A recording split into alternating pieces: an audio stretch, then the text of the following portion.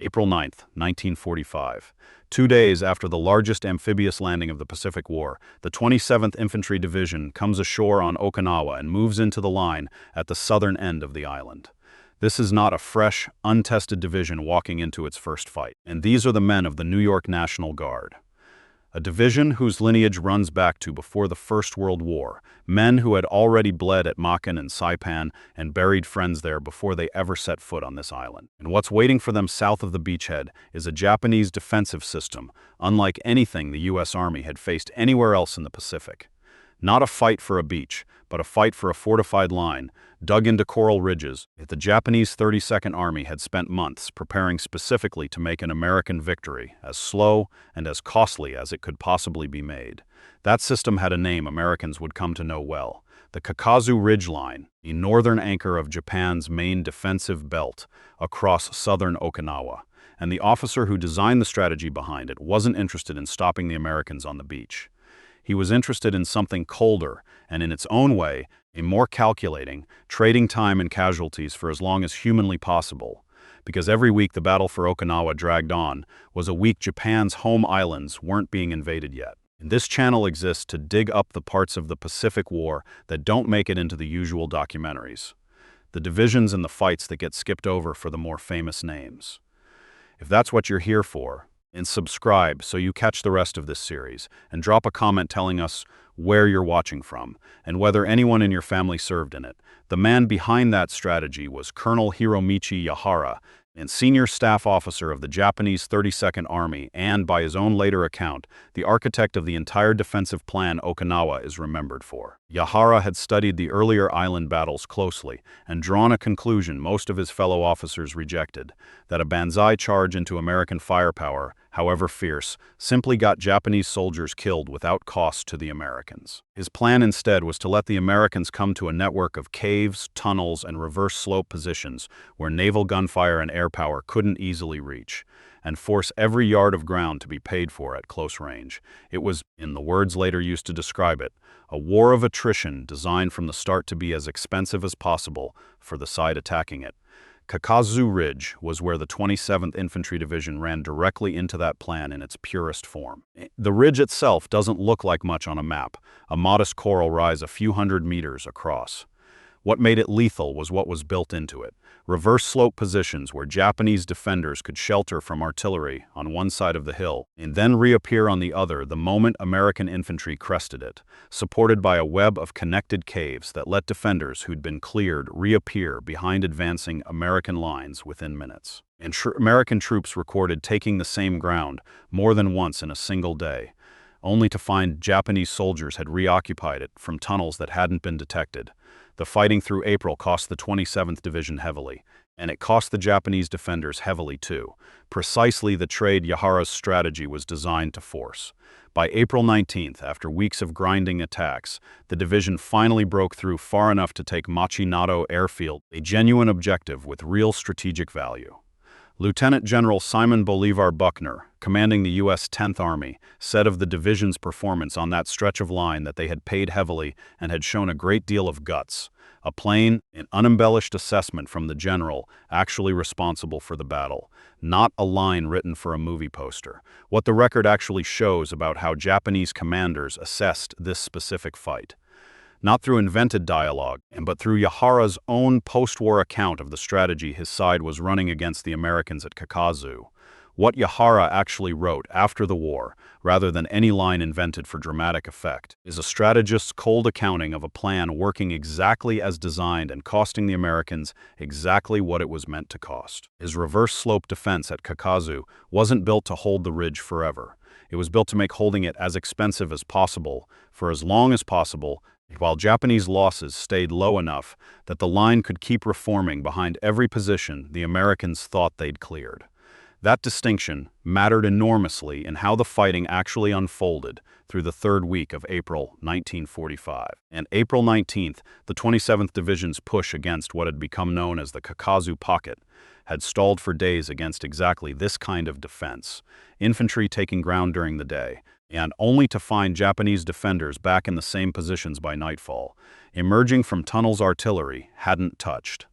Command decided the breakthrough needed armor, and on the morning of the 19th, tanks from the division's own 193rd Tank Battalion, reinforced by additional armor, moved forward through Kakazu Gorge in a coordinated push meant to punch a hole the infantry could exploit behind them. And the infantry support that was supposed to follow those tanks through the gorge got pinned down and separated almost immediately, caught in pre-registered Japanese artillery and mortar fire that had been sighted on the exact ground the attack was moving across. And cut off from the infantry meant to protect them, and the American tanks pushed on alone into terrain honeycombed with Japanese anti-tank teams working at close range with satchel charges and dug-in guns the reverse slope defense had kept hidden from aerial reconnaissance. By the end of that single day, 22 Sherman tanks had been destroyed. The worst one-day tank loss the United States would suffer anywhere in the entire Pacific War. It would be easy to tell that story as simply an American failure, and some post-war accounts have done exactly that. It's worth sitting with what it actually represented from the other side of the line, a Japanese defensive plan designed by a staff officer who had explicitly rejected suicidal offensive tactics in favor of patient, dug-in attrition, and it's working almost exactly as its author intended. Yahara's entire strategic bet was that American commanders, faced with a defense this costly to assault directly, and would keep committing men and armor anyway rather than accept a stalemate. And for a week in April, at Kakazu, that bet paid off in exactly the currency he'd designed it to extract. What it didn't do was stop the 27th Division. The division reorganized and brought up fresh artillery concentrations and kept grinding at the pocket through the following days, eventually forcing the position open and pushing on to take Machinato Airfield by the 19th's end and the days immediately after, the same objective that had anchored the entire Japanese defensive line at this stage of the battle. The cost of getting there, in men and in tanks, was part of the price Yahara's strategy had built into the ground itself. But the price didn't buy the Japanese defense a permanent hold on the line. It bought time, and Yahara knew from the start that time, not ground, is the only currency his side actually had left to spend. That's the part of what Japanese commander said that survives in the actual historical record. Not a quote about this division by name, but a documented strategy, and written down by the man who designed it, that explains with unusual precision exactly why fighting the 27th Division at Kakazu cost what it cost on both sides of the line. The record is more specific and in some ways more revealing than an invented quote could ever be, because it shows the calculation being made in real time rather than the tidy hindsight of a memoir written for effect. The division wasn't finished at Machinato. What came next? A very different kind of fighting in the mountains of northern Okinawa against an enemy trying something Yahara's own strategy had explicitly argued against. On May 1, 1945, the 27th Division was pulled off the Machinato line and relieved by the 1st Marine Division and sent north to Island Command for what looked, on paper, like garrison duty. It wasn't a rest. 3 days later, on May 4th, and the division relieved the 6th Marine Division in northern Okinawa and inherited a fight that looked almost nothing like the one it had just come from.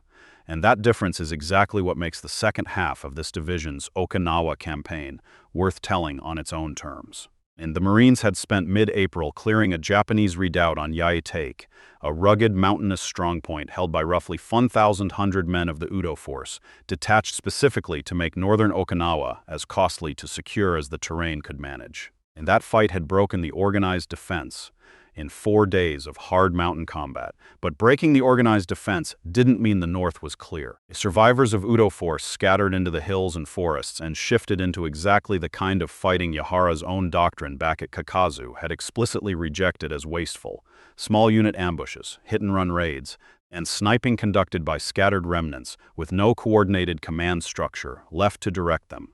Spread across terrain, too dense and too vertical for tanks to matter. One thing worth saying directly here at the start of the last part of this series. I want this channel to be a place where the history holds up if you go check it yourself. So if you've got family who served anywhere in the Pacific, on Okinawa or otherwise, tell us about it in the comments. And along with where you're watching from, and if you catch something in this account that doesn't match what you know, say that too. This was the fight the 27th Division inherited when it moved into the north. Its target was Ishikawa Isthmus, the narrow neck of land connecting northern and southern Okinawa, and from there a sweep up through the mountains to clear what remained of organized and semi-organized resistance. The centerpiece of that operation became Onatake Hill, where entrenched defenders held out from May 23rd until June 2nd. 10 days of fighting in country that rewarded exactly the kind of dispersed, dug-in defense the division had already spent weeks learning to grind through at Kakazu, and just without the reverse slope engineering that had made the southern line so lethal. The hill fell on June 2nd, and after a mopping-up period through the summer, the division's combat role on Okinawa was effectively finished. And what's genuinely useful about setting these two fights next to each other, Kakazu in April, Onatake in late May, is what it shows about how differently the Japanese side of this battle was actually run depending on who was giving the orders and what resources they had left. Yahara's attrition strategy in the south was disciplined, resourced, and centrally directed, designed to make every yard cost the maximum price the terrain and prepared positions allowed. What the 27th Division fought in the north by late May was something closer to what happens when that kind of command structure has already broken down. Scattered, undersupplied remnants fighting largely on their own initiative, and with no realistic path to reinforcement or coordinated withdrawal. Both were genuinely difficult fights. They were not the same fight, and treating them as identical flattens exactly the kind of detail that makes this history worth getting right.